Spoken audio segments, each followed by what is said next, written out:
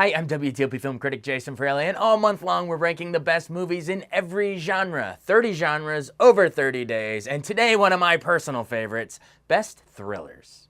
Now, when you think classic thrillers, you of course think the master of suspense, Alfred Hitchcock, who I believe, probably my favorite director of all time in terms of giving you that great roller coaster ride on the surface, but then when you go back and watch it 20 times later, you see layers and layers and layers of symbolism in all the foreshadowing that was there all along, but you didn't know until you saw the ending. But we want to say a disclaimer, if you don't see your favorite classic Hitchcock in the thriller list, I guarantee it's towards the top of another list. For instance, Psycho is number 2 on our horror list, because when it got down to it, it's pretty much of a slasher movie. Two of my other favorite Hitchcocks, dare say probably my two favorites, Rear Window and Vertigo, are both in the top 3 on the mystery list. So a lot of the mysteries were movies that the audience is trying to figure out what's going on along the way, whereas thrillers, we kind of know what's going on, but it's just a straight thrill ride. So with that disclaimer out of the way, go check out those lists. But on the thriller list, there's still a ton of Hitchcocks. I included Strangers on a Train, Crisscross, when two strangers meet on a train and think, oh, how can we both kill our spouses? Oh, we'll kill each other's, and that way they won't be able to see why was there a motive? Oh, we killed each other's wives. Crisscross. We also get The 39 Steps. I wanted to include one of Hitchcock's British thrillers where Robert Donnet, before he was Mr. Chips, goes on the run in sort of the original wrong man scenario that Hitchcock repeated so many times, including North by Northwest with Cary Grant, which is on our adventure list. Once again, he's all over these lists, so check the other ones. Dial M for Murder. We have Grace Kelly, who survives an attack, a hit job by her husband, Ray Milland, and she using a pair of scissors. And it was actually originally released in 3D. And the rest of the movie is the aftermath of her surviving. It was remade as A Perfect Murder with Mike Douglas, but Dial M for Murder is easily the best one. We have Rope, another Hitchcock classic, which is all shot in the illusion of one single take throughout the movie. Of course, they didn't have the modern technology like Birdman. He was actually shooting on film, so the film canisters would run out. So instead, it's the illusion of a long single tape when they had to change film reels. And so they would the camera would move behind, let's say, a guy's black shirt or something, and then they would cut and then they move on. But the premise is crazy. It's these two college buddies who think they can do the perfect murder, and so they kill one of their buddies, some buddy, but they kill him, put him in a box under the table, and put a tablecloth over it, and then let's have a party, including Jimmy Stewart's police officer. They're living on the edge. How can we get away with this? Of course, Jimmy figures it out. Great movie. The Birds. This movie, yeah, it veers a little into more in the horror, but I ended up putting it here. It's just so great, and if you think it ends abruptly, think about that it's actually about the birds, as in Hitchcock viewed women as birds, his big fatal flaw. But it resolves itself. The allegory of the birds attacking resolves itself when Jessica Tandy and Tippi Hedren, the wannabe, soon-to-be mother-in-law that hates her, when they resolve their conflict, that's when the birds go away. So look at it in new lens there. And then, of course, Notorious, which we will get to in the top 3, so hold on for that one. Now, while Hitchcock is the master of suspense, there's a ton of other great ones, obviously, by so many other great thriller directors. So we get Clouseau's Les Diaboliques, which William Friedkin, the guy who made The Exorcist, holds up as his favorite.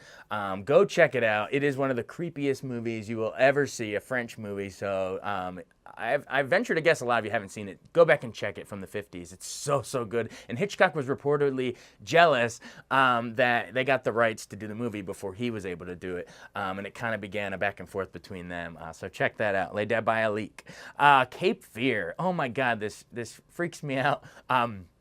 The original, we put the original on the list. The Scorsese remake with De Niro is also freaky, with De Niro as Max Cady. He revived the Bernard Herrmann score, which is so great. But I put the original because it's Gregory Peck as the lawyer who sent Max Cady, Robert Mitchum, away to jail, and then suddenly he gets out of jail and starts stalking his family. It's so creepy. Cape Fear is just a masterpiece. Max Cady, one of the great screen villains ever. We also get Don't Look Now, the 70s movie, Nicholas Roeg, Donald Sutherland, and Julie Christie are grieving parents. Their daughter in a little red rain jacket at the very beginning of the movie. It's not a spoiler. It's the opening scene. It's the premise of the movie. She drowns in a creek in her red jacket. And they're just grieving parents. They're trying to get over it, but how can you really get over it? So they go away on a trip to Venice. They're on the boats, on the waterways of Venice, and they start thinking they see a little red rain jacket running around, a little short daughter. They're like, is that our daughter? They go talk to some psychics. It's a really great supernatural thriller, and man, the ending is one of the ultimate shockers. It might leave you loving or hating it because it's such a WTF out of nowhere ending, but I just think leading up to that, the way that Roeg directs it is just masterful. Check it out. Very trippy. Marathon Man, 1976. This is John Schlesinger, who made Midnight Cowboy, which was on our topped our drama list. It's Dustin Hoffman. He opens with him running, which is one of those great, if you're a screenwriter, watch how they weave that back in later. You set up the characters doing something as a runner, and then he comes back. But it's so scary because we have Laurence Olivier, who's usually playing, Hamlet and Shakespeare roles and Wuthering Heights and all those. But here we get him as an evil ex-Nazi dentist who gets Dustin Hoffman in the chair and starts prying his teeth out. And he has the line, "Is it safe?" And Dustin Hoffman's screaming, "No!" And it's so scary. And then, of course, also from the 70s, Deliverance, John Borman. We all know on the banjo, and of course the other pop culture moment, Squeal Like a Piggy. I'm getting goosebumps. But I want you guys to go back and look. There's so much more to this one than just those pop culture moments. Go back and look at it. The reason that we have Ned Beatty getting raped by the redneck hillbillies on the river is because the whole movie is John Borman's commentary on mankind's rape of nature. Literally, the opening narration by Burt Reynolds. Burt Lancaster would be interesting. Burt Reynolds says they're driving across. You see this car jutting across nature. You see nature reflecting on their windshield as they're driving to the lake that is becoming a man-made lake. Mankind's literally, dumping in and getting rid of a natural piece of river. And they're actually moving graves and moving churches in order to do this. And the whole thing is a commentary on man's rape of nature, because Burt Reynolds in the opening line says, "We're going to get out there, and I'm telling you, one day, all these city boys, we're coming here, these city slickers, and we're going to rape it. We're going to rape nature." So go back and look at it. If you thought about it's too chilling to watch, it is such a genius commentary. So that's why I put it really high, knocking on the doorstep of the top 5. As we move in the 1980s, Fatal Attraction. Glenn Close, we just interviewed her, and of course, her Alex Forrest is one of the AFI's top 10 villains of all time, maybe even top 5, 6, 7, somewhere in that range. It's so creepy when she says, "I'm not going to be ignored, Dan." Sort of that stalker mistress idea, and you'd be surprised how many people considered monogamy suddenly was in after that movie. Adrian Lyne directing, and Glenn Close, when we interviewed her, she actually said, "You'd be surprised how many women came up and said, 'Thank you for saving my marriage,' and how many men said, 'You scared the crap out of me and I didn't want to cheat anymore.'" Obviously, infidelity continued, but that movie, oh my gosh, so scary. I think Glenn Close should have won the Oscar that year. We also get Basic Instinct, which I always kind of think of similar lines. I think of Sharon Stone sort of also in that light. Of course, the most erotic scene when they're interrogating her and she's, got her legs crossed. It is creepy, though. Paul Verhoeven. It is so, so scary. But it's just a great thriller with Michael Douglas. So I always group them together with Fatal Attraction and Basic Instinct. It's a great little movie from the early 90s. Misery. You could have put it horror, but I put it here. Based on the Stephen King novel where Annie Wilkes, played by Oscar-winning Kathy Bates. How many people win for thriller kind of horror-ish roles? She won Best Actress, not supporting, Best Actress, as the "I'm your number one fan." She locks up James Caan, who has a car crash on the snowy mountainside. She brings him in and nurses him back to health while having him rewrite her favorite novel series, Misery, at the typewriter. But when she finds out she doesn't like how he's going to end it, she says, "Do it over." And then when he's getting back to health, she's got to keep him there. She's obsessed. So what do? The famous hobbling scene with the 2x4 between his legs and the sledgehammer. It's for your own good. Jacob's Ladder. Tim Robbins, Adrian Lyne, who did Fatal Attraction, they reunite here. Tim Robbins is an ex-Vietnam vet living in New York City, and down in the subway tunnels and going to late night raves and that kind of thing. But something's up. It's a psychological thriller, almost supernatural. Something from Vietnam, which we figure out later, is causing him to go mad and see stuff. So he sees a man with an animal tail on the metro, on the subway. He sees a woman, I don't even want to say it, but dancing at the club, and sees another animal body part, like through her legs. Oh, that movie freaks me out. Had to get it on here. David Cronenberg has to get on here. Dead Ringers. As a twin myself, I really was creeped out and fascinated by this look of two twins, dead ringers, twin gynecologists, but they're played both by Jeremy Irons in a double role. How cool is that? A thriller about twins. Old Boy, I snuck in here. Again, could have been action. I put that in here. Chan-wook Park. It is one of the most disturbing endings you'll see. It's some great action sequences, but check out Old Boy. Oh, it's one of those creepy movies from Asian cinema. Black Swan. Also could have been horror, but I wanted to put it here. It's I think it's more of a thriller, which is Darren Aronofsky, his darkest work. He did Requiem for a Dream. Well, that might be darker, and The Wrestler, but man, Black Swan is so good, and won the Oscar for Natalie Portman. Go back and look at the double reflections, and it's kind of that idea of the Black Swan, White Swan, with Mila Kunis, and it's a great deep cast too. Room I put in here, where we have Brie Larson winning her Oscar for, but it's pretty much a thriller, especially that first half. The last becomes sort of a family drama, but her trying to escape with her son, Jacob Tremblay, as they're abducted in this shed and trying to get out. Totally thriller. And then, of course, before we get to the top three, knocking on the doorstep, I put Get Out.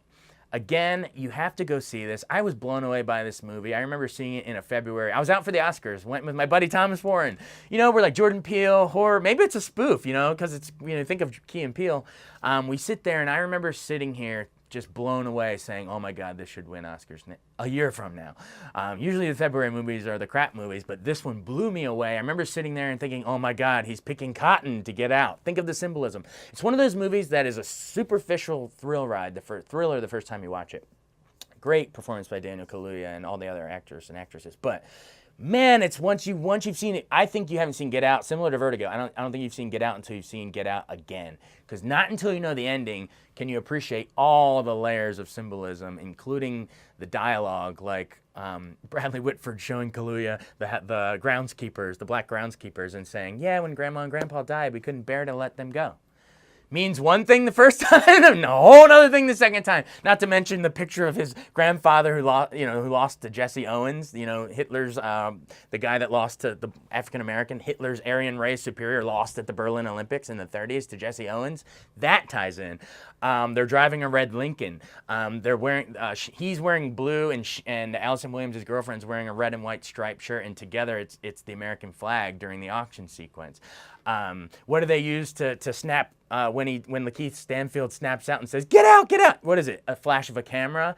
African Americans are using cameras, cell phone cameras, to fight back against police brutality in this day and age. And it's a Canon camera, so it's like the new Canons of our new Civil War. There's so much I found in the deer antlers, the cotton. There's so much. Go back and Get Out.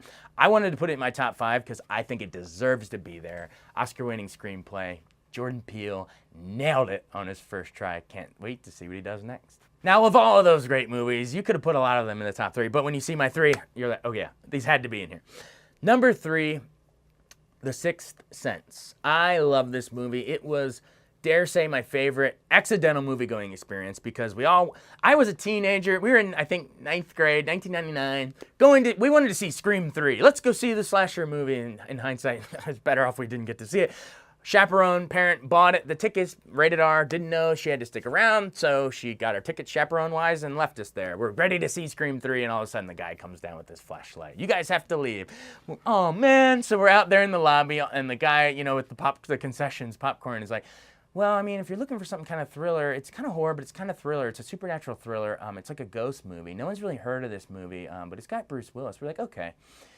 We sat there. Oh, my God. So, wow, way better than Scream 3.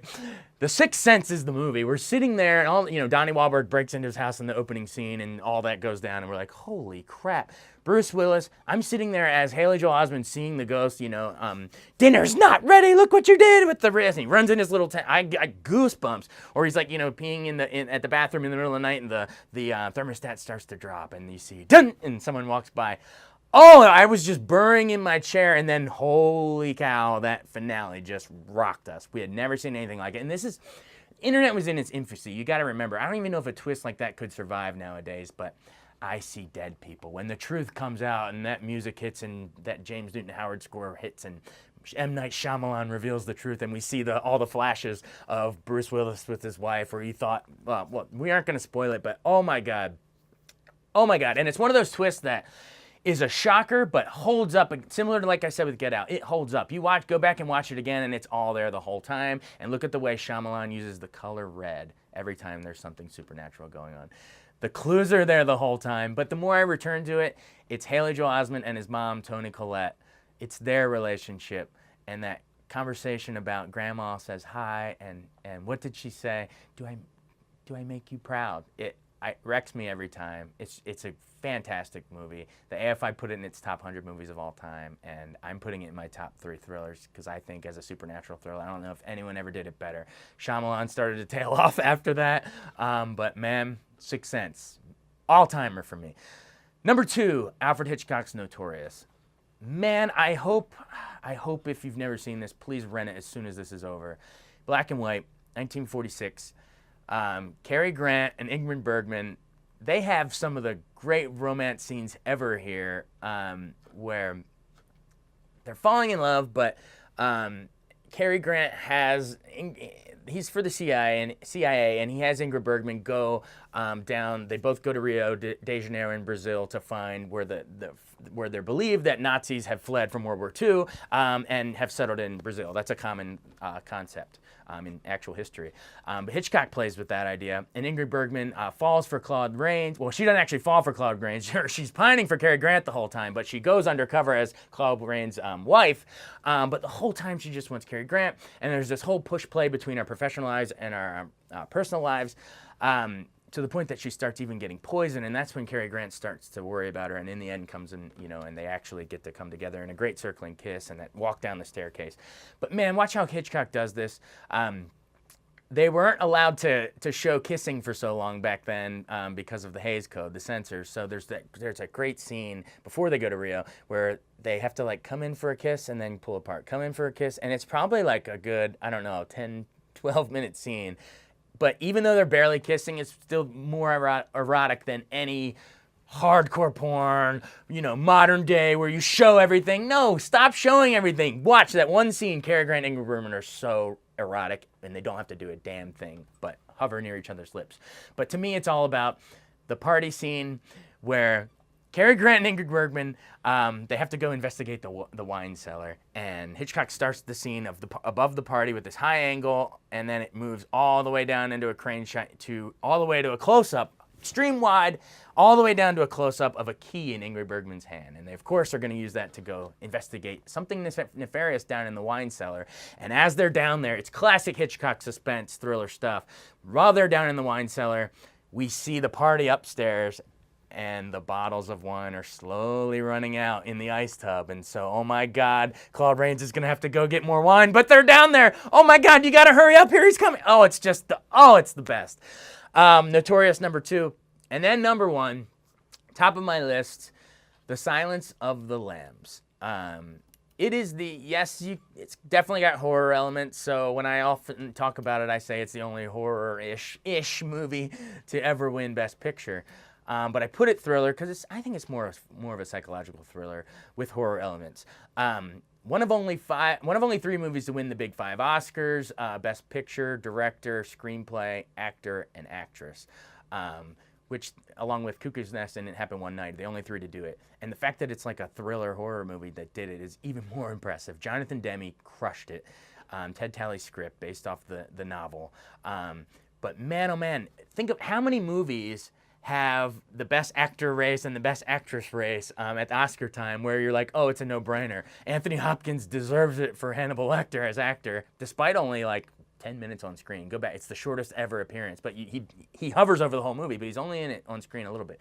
But how many have Best Actor? Oh, Anthony Hopkins is a no-brainer. And then Best Actress, oh, Jodie Foster is a no-brainer too. And then you have Buffalo Bill too. So how many movies, most movies would kill to have one memorable villain. This one had two, one helping catch the other with that great, it pushed the lotion on its skin. It does this whenever it's tall. Put the lotion in the basket. That night vision climax is so scary. But then you have Hannibal Lecter too saying, a census taker once tried to test me. I ate his liver with some fava beans and a nice Chianti.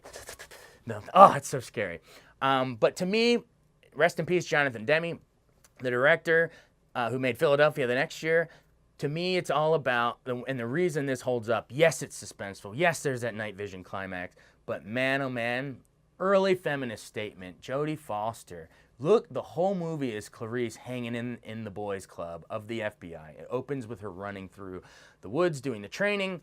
And her and Scott Glenn, they formed this bond. He doesn't hit on her. In fact, the guy that does hit on her, the guy who runs Dr. Chilton, I presume, the guy that runs the Hannibal Lecter's cell, the maximum confinement facility, he's the one that goes off into the crowd in that great Bicycle Thieves reference at the very end, and Hannibal says, I'm having an old friend for dinner. So he gets his comeuppance, the one that hit on Jodie Foster. But the one who treats her with respect as an actual recruit, they shake hands at the end over the FBI cake, and she becomes the recruit. But look how Demme shows it throughout the whole movie.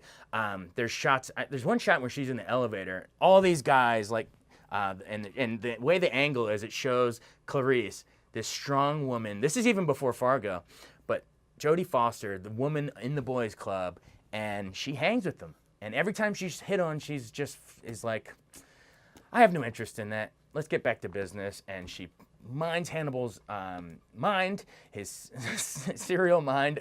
You didn't take, he's like, I didn't keep trophies of my villains. And he said, no, you ate yours. And I think Hannibal respects that. I think he respects that she's this feminist statement. And they develop this weird friendship and go catch the killer who's skinning women. So we have a woman saving these women, this future woman. It is a masterful feminist statement, and you don't know. Most people don't think about it that way. They think about it for the horror elements, and also she's silencing her lambs. The title isn't Buffalo Bill slasher killer. So many lesser movies would do that. This movie, and it was the book title, but this movie made its title Silence of the Lambs. The character flaw that she has to overcome, which was growing up on this blue-collar farm, watching the spring slaughter of the lambs, and you don't want to hear the screams anymore, do you, Clarice? It's just great. Literally the title is her overcoming not only the patriarchal society and the sexism in the early 90s here, overcoming her personal challenge. There's so many levels of this, and to me, that's why it's the greatest thriller of all time. Silence of the Lambs. Number 1. See my full top 25 thrillers on WTOP.com's entertainment page. Join the blog and let us know what you thought. And tune in tomorrow as we break down my best war flicks.